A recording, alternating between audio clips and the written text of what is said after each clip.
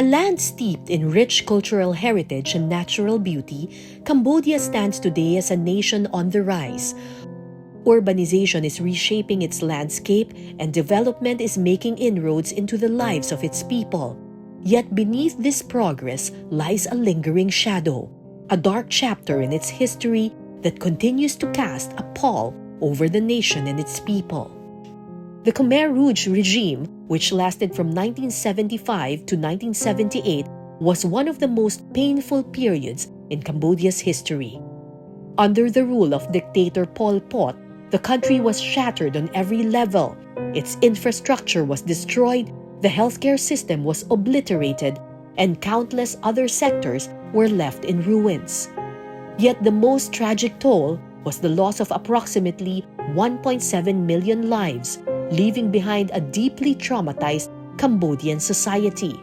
Among those lost were the educated elite, intellectuals, scholars, and professionals who were ruthlessly targeted in a systematic purge, leaving the nation bereft of its brightest minds, a loss from which it still struggles to recover. In the wake of such trauma, a concept known as Bax Bat unfolded as a Cambodian response to this collective suffering. Bax Bat, which directly translates to broken courage in English, is a psychological condition marked by fear, withdrawal, and submissiveness. Unlike the more widely recognized concept of post-traumatic stress disorder or PTSD, Bax Bat reflects a more culturally and historically specific manifestation of trauma. It stemmed from the deep-seated fear experienced by survivors of the Khmer Rouge era, exacerbated by the stigma attached to mental health issues within their society. Although the Khmer Rouge era ended over 40 years ago, its legacy still persists, haunting the country in a silence that echoes through generations. This quiet suffering, hidden due to a lack of educational measures and the stigma surrounding mental health, has fostered a self-perpetuating cycle of illness, leaving Bax Bat both tragically overlooked and untreated.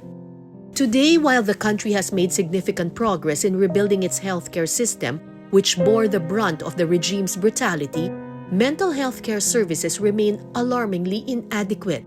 Although capable of managing common health issues such as malnutrition, malaria, and tuberculosis, it falls short of addressing the pressing need for mental health support.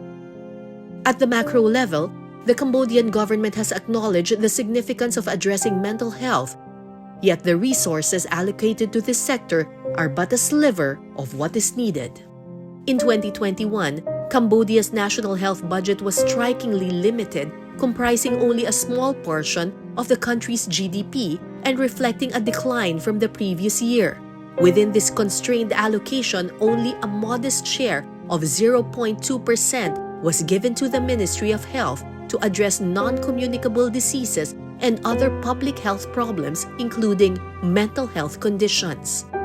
On a micro level, Cambodia's mental health care system struggles under the weight of limited resources, ineffective policies, and underdeveloped infrastructure. With a population of over 17 million, Cambodia has only 35 psychiatrists and 45 psychiatric nurses, an alarming disparity that results in mental health services being predominantly concentrated in urban areas, leaving rural communities often neglected.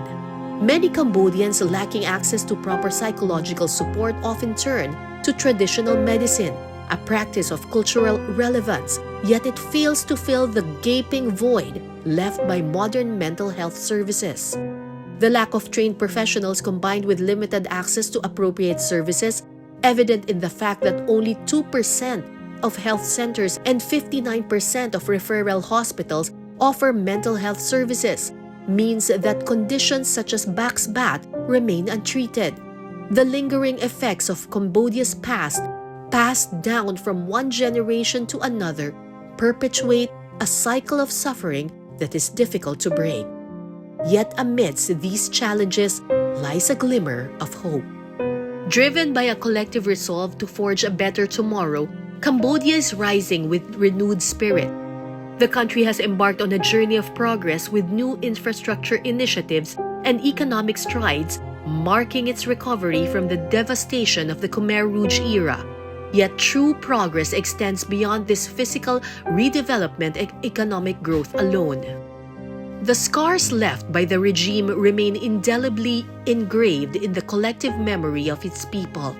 Baxbat, as a reflection of this collective trauma and pain, continues to affect the country to this day.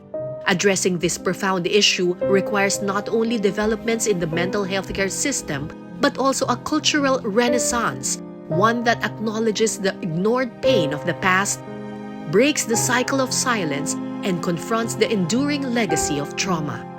As Cambodia looks toward the horizon, the challenge lies not only in the restoration of its physical landscape, but also in charting a course where healing becomes the cornerstone of its future.